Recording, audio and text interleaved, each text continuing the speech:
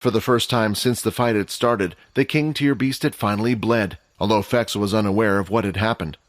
Quinn, who had emerged from the rubble, managed to catch everything with his own 2 eyes. Quinn was still injured, his wounds were worse than usual, and even with the use of the blood bank, his body would take a while to heal. "Logan!" Quinn thought. "Engage! Maximum system output!" Logan said as he thrust his fist forward. The Qatar-like weapon suddenly grew longer. The green energy extended and went right through the beast's solid body. "Fex, I'm going to need your help," Logan said as he pulled out the energy blade from the beast. Suddenly, the beast's attention was on Logan. The beast went in for an attack from above, and Logan went to block with the energy blade, but when Fex looked at them both, it looked like watching a tortoise and hare race against each other. Logan was too slow. Seeing this, using his last bit of energy, Fex pivoted and shifted himself using all his strength to dash forward. "Kill the damn thing!" Fex screamed as more blood was dripping down his arm. "Energy blade, maximum output!" Logan shouted, and at the same time, one of the energy blades seemed to respond. It grew twice in size, and Logan slashed down with all his strength. It went through the beast's side, and the sound of something falling to the ground was heard. The green jade-like arm had been detached from its body, and black blood was now pouring out from the wound. "What is that?" Sia asked, amazed at what was happening. "I've never seen a weapon like that before," Layla said. "I've seen one of these before, or to be more precise, I learned about this before. It's another way to use the beast crystal that was discontinued by the military." "Discontinued? But why?" Sia asked. "As you can see, by using crystals as a form of raw energy, one can create something called an energy blade. The problem is that all of its energy is coming from the crystal, and it needs a constant output to support it. Once all the energy from the crystal has been used, the weapon will disappear. Because of these reasons, the military decided that it was much more practical to use the crystal core to create beast weapons rather than energy weapons." "It looks like the attack was a success," Logan said.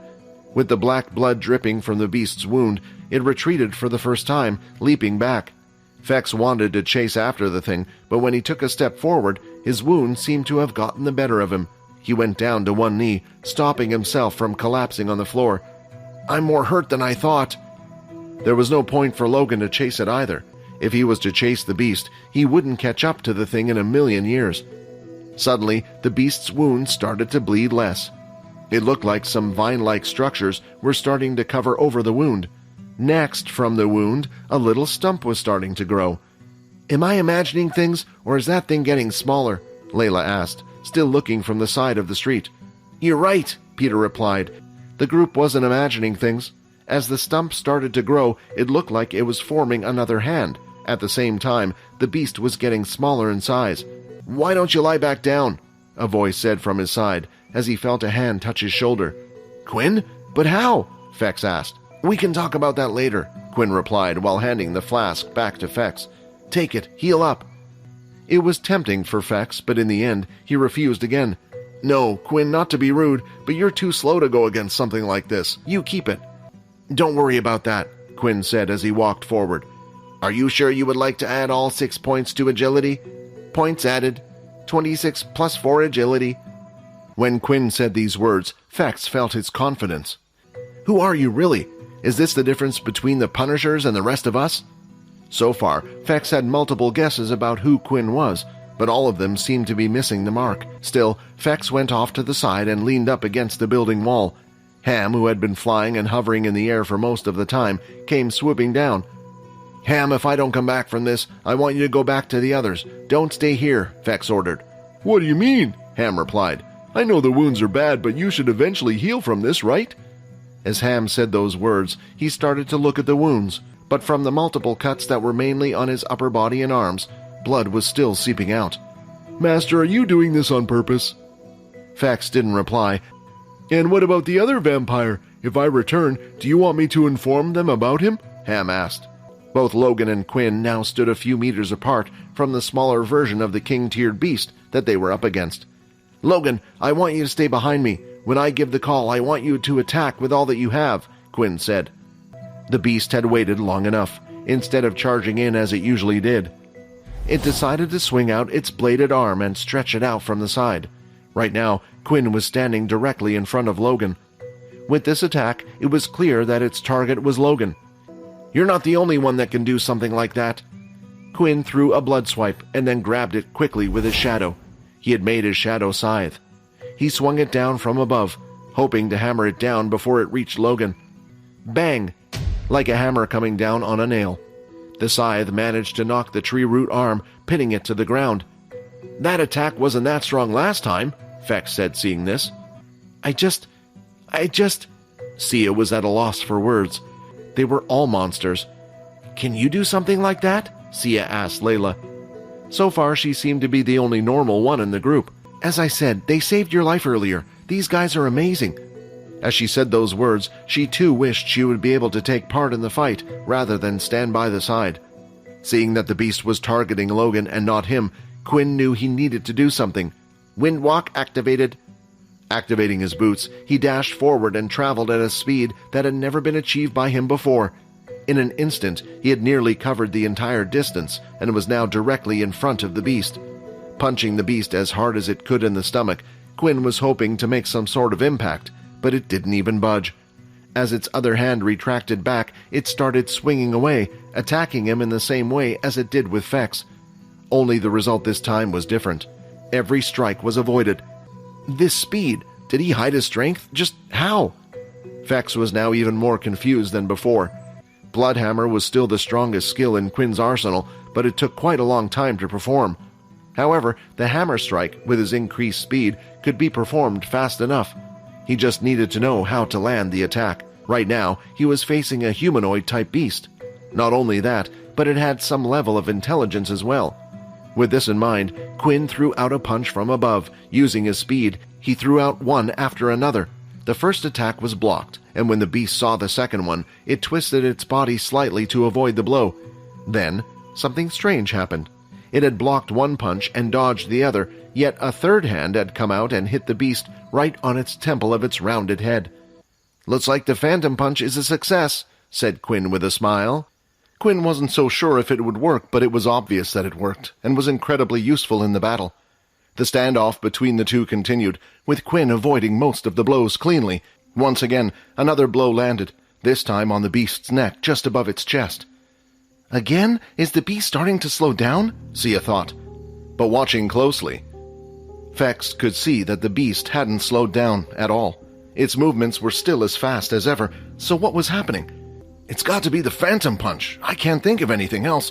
He's mixing it with the ordinary jabs and hooks. But who taught him the phantom punch, and when?"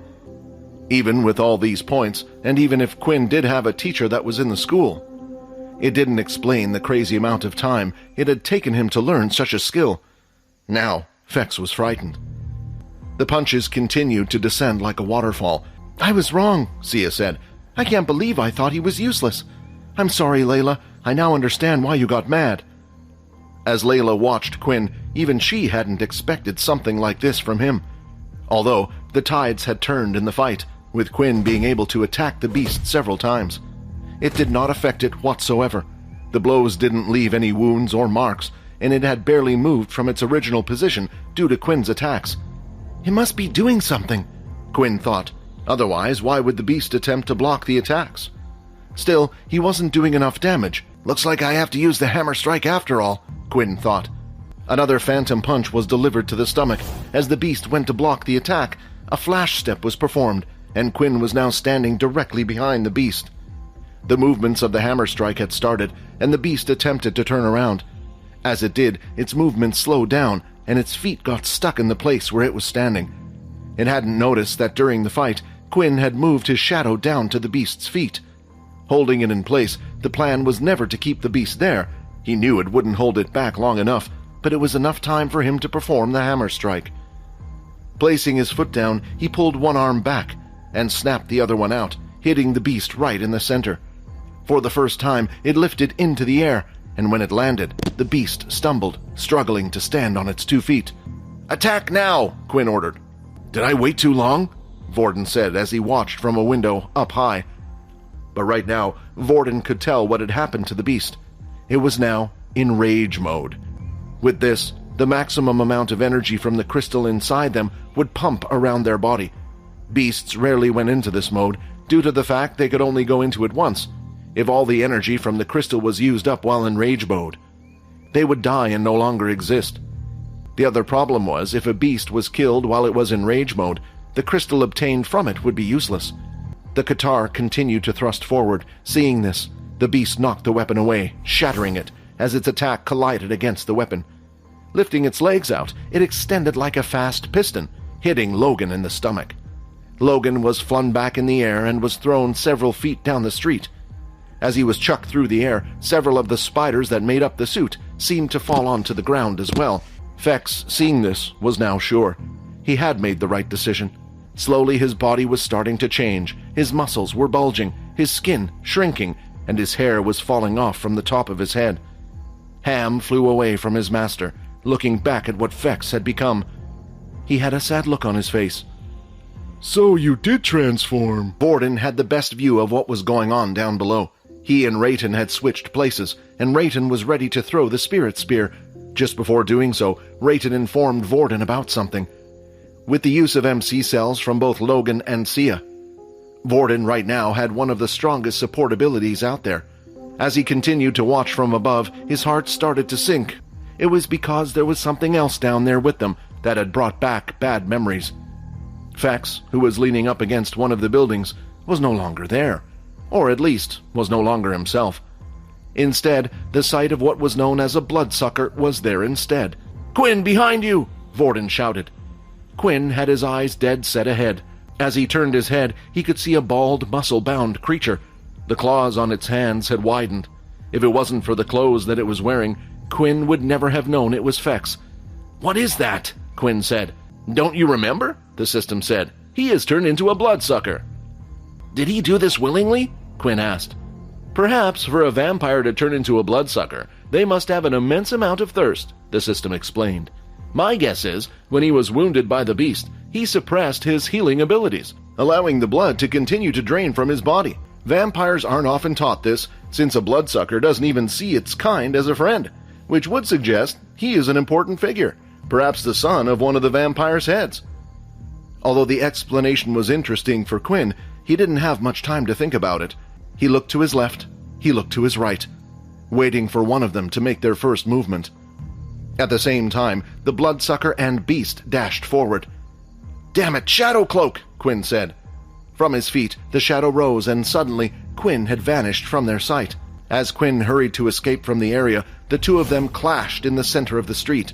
The bloodsucker swiped its claw, while the beast threw out its balded arm. Instead of going over to where the others were, Quinn decided to stay quite close to the fight. In the back of his mind, there was one thing he kept thinking about: the quest.